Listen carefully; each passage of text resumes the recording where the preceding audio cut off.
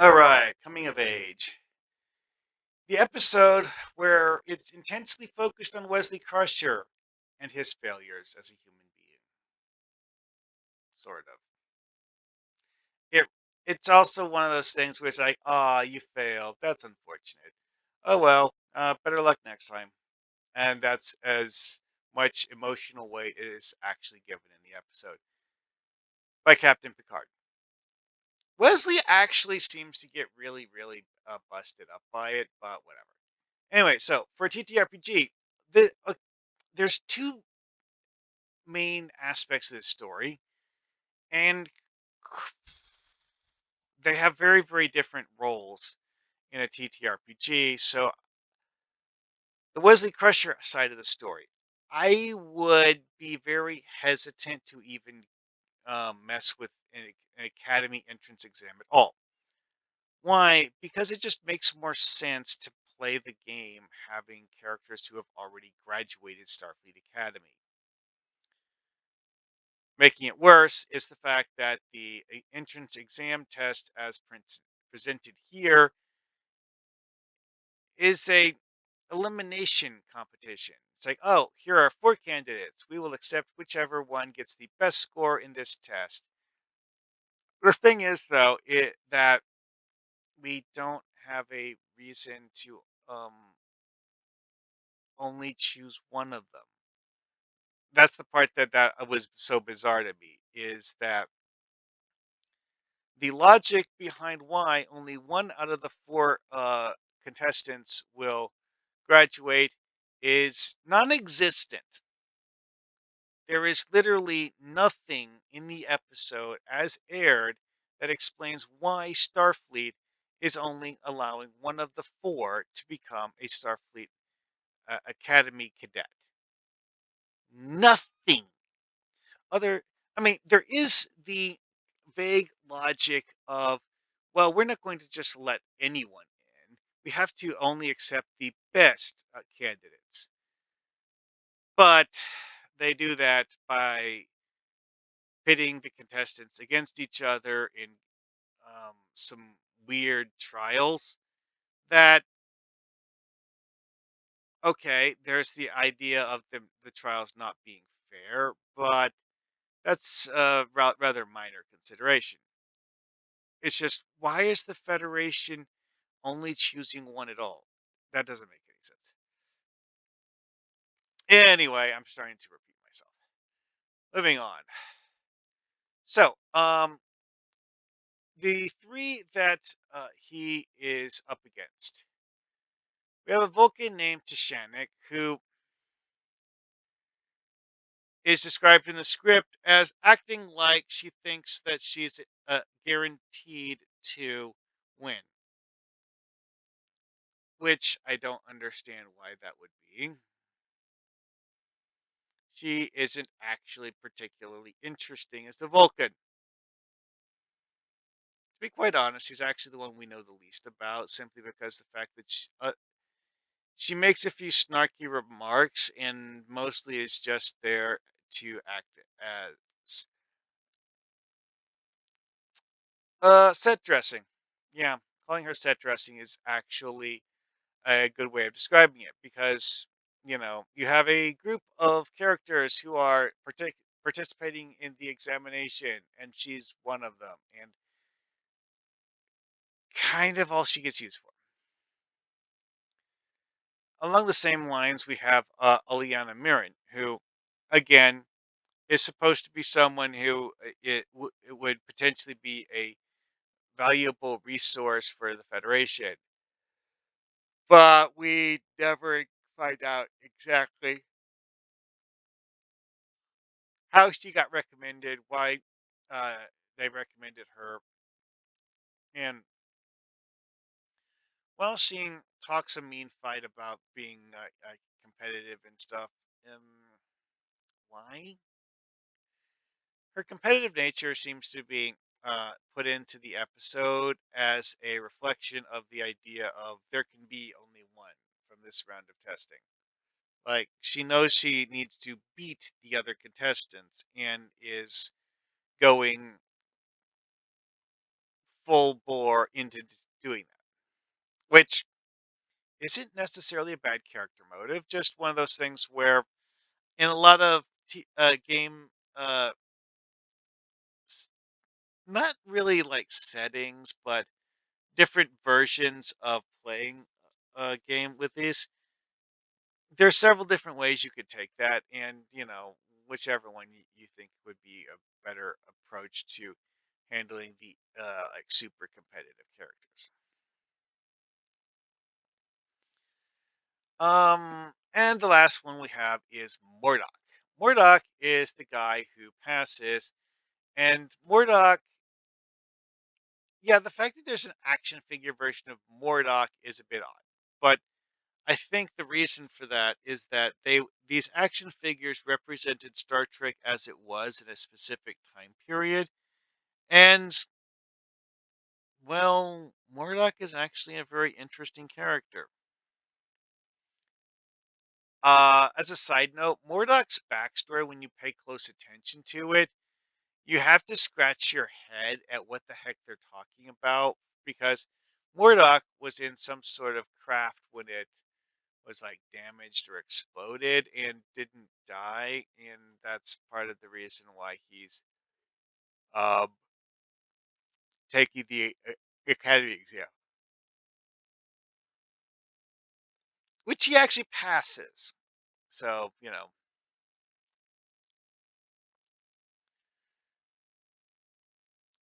that is actually one of those things that I do.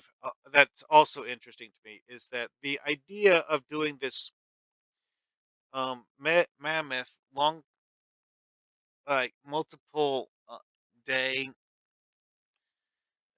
set of competitions isn't inherently fundamentally flawed. It's just I have to question how quickly they can evaluate contestants when you have four at a time being evaluated and however many cubic miles of sand there are. Yeah. Well, okay, not sand specifically, but like, why is it's a very slow way of choosing which characters are suitable for going to Starfleet Academy. And that's also part of the reason why I think it's just a bad idea in general.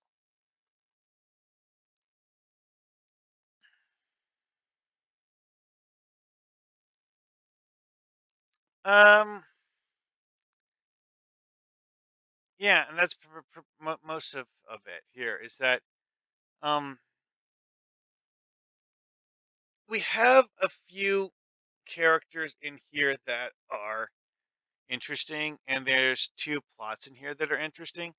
One of the things about this episode that got really, really fun was having Lieutenant Remick um, grill Picard on all of his Prime Directive violations. Remember, this is season one. Picard hasn't actually had time to break the Prime Directive repeatedly on screen, anyways. Remick makes it seem like he's done so like almost every week because he like rattles off some numbers like, "Oh, you broke the Prime Directive X number of times." And again, this is season one of TNG. Picard has yet to finish breaking the Prime Directive. Oh boy! But yes, like the neural parasites plot is a pretty simple alien invasion idea, but it's a covert one because you have parasites taking over people's bodies. They're not actually killing the person physically, anyways. Mentally, yeah, probably, but not physically.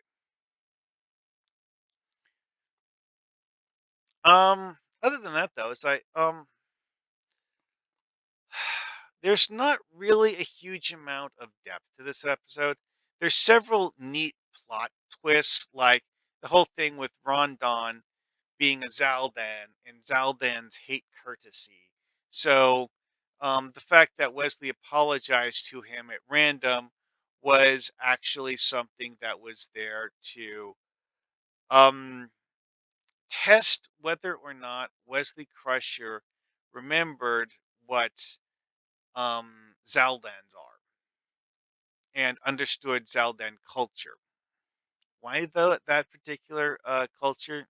Um, the episode literally never explains why they're using Zeldans for this. Anyway, it's not like I said before. It's like it's not particularly like deep mentally. The stuff with Wesley Crusher has a lot of flashbacks in it and flashback adjacent things because they give him reasons to talk about the stuff he's done and why one of the entrants doesn't trust him because of something that he did that was largely harmless. And I don't think we actually got an explanation of why. But, she did. Honestly, that's about it, I think. Because, again, having players take a Star Trek uh, or Starfleet style entrance exam with this as the template, um, I just wouldn't bother with that. I mean, for Star Trek, you're probably going to have players who want to, explore strange new worlds, seek out new civilizations that we haven't heard of before, and so on and so forth.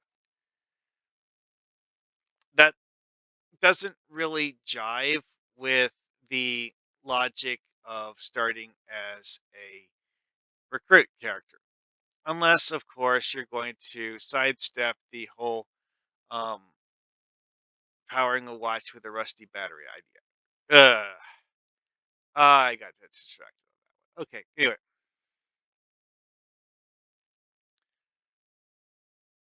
uh, this one isn't particularly complicated, except for the fact that there's an A and a B plot, and neither one of the A and the B plots is actually straightforward. But it doesn't make the episode itself complicated. It just means that there's a whole bunch of questions that get asked during the episode, most of which get answered. Uh, and that's actually one of those things that you need to be very careful about is like, what are you going to put in as the test? Because if you don't know how the players are going to respond, some of them might just, be like, oh, one of those things. I will pack it away and forget about it. Whatever.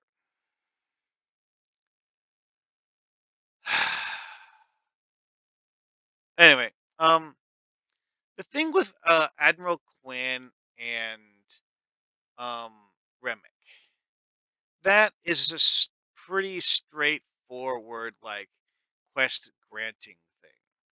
However, there's a twist that we find out in a later episode, but in this episode, we haven't gotten to the spicy part of the story with Quinn and Remick. We've only got the beginning of it. But that's the sort of thing that was actually be a good thing for a TTRPG. It's like you're starting a new campaign. Like, okay, here is a mission that I need you guys to go on. And then you have the players try to make their shuttlecraft do what it's supposed to do and take those two guys with them. You could do it that way, anyways. Yeah, yeah. Lots of drama from an in character perspective, but the drama is all about things that are being done intentionally unfair, like the academy entrance exam. It's intentionally not fair because the fact that the rules are written in such a way where if you actually do teamwork, it counts against you. Why? I don't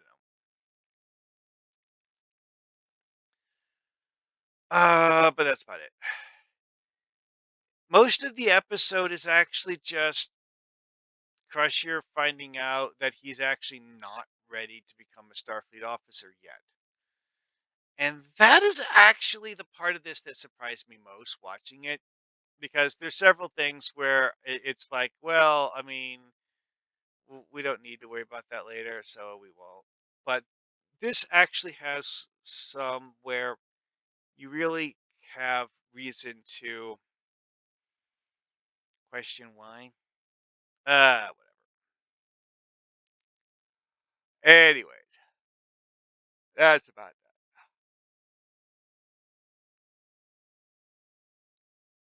Very shallow episode story wise. It has certain interesting aspects, but I personally find it useful only if you want to touch on one of the two main story beats, and while it has an A and a B plot that are largely unconnected, those two plots aren't standalone stories. They can't work as standalone stories, and they need to be attached to something else, and if you're going to use them at all. And with that, I'm going to call this one done. Like I said, it's just there is something to the story, but it's world building and rather vague kind of world building. See you later.